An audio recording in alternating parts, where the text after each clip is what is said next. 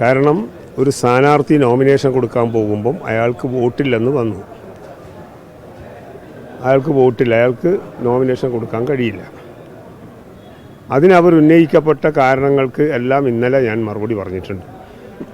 അതേ മറുപടി അല്ലാത്ത വേറൊരു മറുപടി ഞങ്ങളുടെ മുമ്പിലില്ല.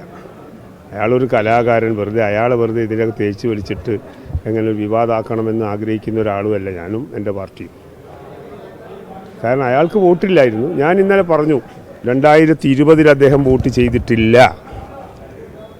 ചെയ്തു എന്ന വാദം കോൺഗ്രസിൻ്റെ DCC പ്രസിഡൻറ്റും മറ്റുള്ളവരൊക്കെ പറയുന്നത് നിങ്ങൾ സംക്ഷേപണം ചെയ്തു. വസ്തുതാപരമായി അതല്ല. കലക്ടർ വോട്ട് കൊടുക്കുമെന്ന് പറഞ്ഞിട്ടുണ്ടെന്ന് പറഞ്ഞാൽ ഞങ്ങൾ പ്രതിനിധി സംഘം കലക്ടർ അടുത്ത് പോയി 2020 വോട്ടർ പട്ടിക പ്രസൻറ്റ് ചെയ്ത് കൊടുത്തു. കലക്ടർക്ക് അത് ബോധ്യപ്പെട്ടു.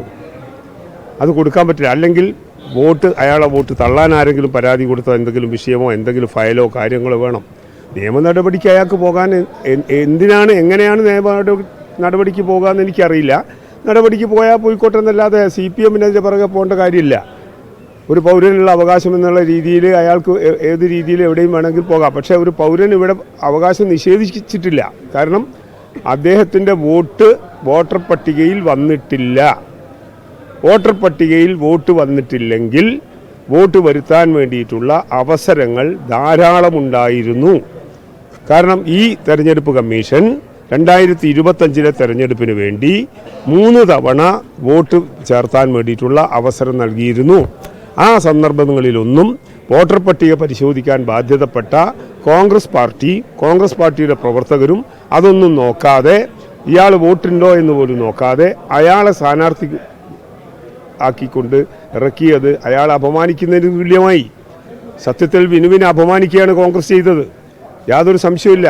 വിനു സമൂഹത്തിൽ നമ്മളെല്ലാം ഇഷ്ടപ്പെടുന്ന ഒരു നല്ല സംവിധായകനും അങ്ങനെയുള്ള ആളല്ലേ.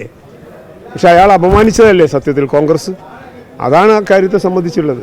ഞങ്ങൾക്കിപ്പോൾ ആ കാര്യത്തിൽ പ്രത്യേകമായിട്ട് CPMന് പോകേണ്ട കാര്യമില്ല. പക്ഷേ അനധികൃതമായി അയാൾക്ക് വോട്ട് കൊടുക്കാൻ ഉദ്യോഗസ്ഥന്മാരോ ആരെങ്കിലും തയ്യാറായിരുന്നെങ്കിൽ ഞങ്ങളതിനെ പ്രതിരോധിക്കുമായിരുന്നു. 2024 ലോക്സഭാ ഇലക്ഷൻ നടന്നിട്ടുണ്ട്, 2021 നിയമസഭാ ഇലക്ഷൻ നടന്നിട്ടുണ്ട്. അയാൾ അതിൽ വോട്ട് ചെയ്തിട്ടുണ്ടാവും. അയാൾക്ക് അല്ലെങ്കിൽ കോൺഗ്രസ്സിന് തിരിയാഞ്ഞിട്ടാണോ? അത് കേന്ദ്ര തെരഞ്ഞെടുപ്പ് കമ്മീഷനാണ്. ആ വോട്ടർ പട്ടിക വേറെയാണ്. ഇത് സംസ്ഥാന തെരഞ്ഞെടുപ്പ് കമ്മീഷന് കീഴിലുള്ള ത്രിതല പഞ്ചായത്തിൻ്റെ വോട്ടർ പട്ടികയാണ്. വോട്ട് ചെയ്ത് എന്ന് പറഞ്ഞു കഴിഞ്ഞാൽ ഞാൻ പറഞ്ഞല്ലോ 2020 ഇയാൾ വോട്ട് ചെയ്തിട്ടുണ്ടെങ്കിൽ അത് കള്ള വോട്ടായിരിക്കും, പരിശോധിക്കണമെന്ന് ഞാൻ പറഞ്ഞു. ഇന്നലെ നിങ്ങൾ നാട് മുഴുവൻ കാണിച്ചല്ലോ അത്. ശരിയാ, 2020 അയാൾക്ക് വോട്ടർ പട്ടികയിൽ വോട്ടില്ലെങ്കിൽ അയാൾ ചെയ്തിട്ടുണ്ട് എന്ന് സമർത്ഥിക്കുകയാണെങ്കിൽ അയാളെ പേര് കേസാണ് എടുക്കേണ്ടത്. അയാൾ 2024-21 വോട്ട് ചെയ്തിട്ടുണ്ടാവും. ആ വോട്ടർ പട്ടിക വേറെയാണ്. 20 പട്ടിക നിങ്ങൾക്ക് വേണോ? 20 പട്ടികന്റെ കോപ്പി വേണോ നിങ്ങൾക്ക്? അല്ല, ഞാൻ ചോദിക്കാം, നിങ്ങൾക്ക് എന്തിനാ വേണ്ടത്? ഇപ്പോൾ 20 പട്ടികയുടെ കോപ്പി വേണോ? ആയിക്കോട്ടെ, അതിനെപ്പറ്റിയൊന്നും ഞാൻ അത് കോൺഗ്രസിന് അവകാശപ്പെട്ടതാണ്.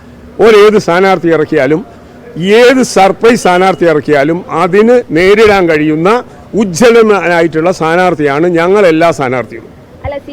എല്ലാ സ്ഥാനാർത്ഥികൾക്കും നാട്ടിലെ ജനങ്ങളുടെ മുമ്പാകെ വളരെ വസ്തുതാപരമായി കാര്യങ്ങളെല്ലാം പറയാനും ഈ രാഷ്ട്രീയം പറയാനും കെൽപ്പും കഴിവുള്ളവരെയാണ് ഞങ്ങൾ നിർത്തിയത്.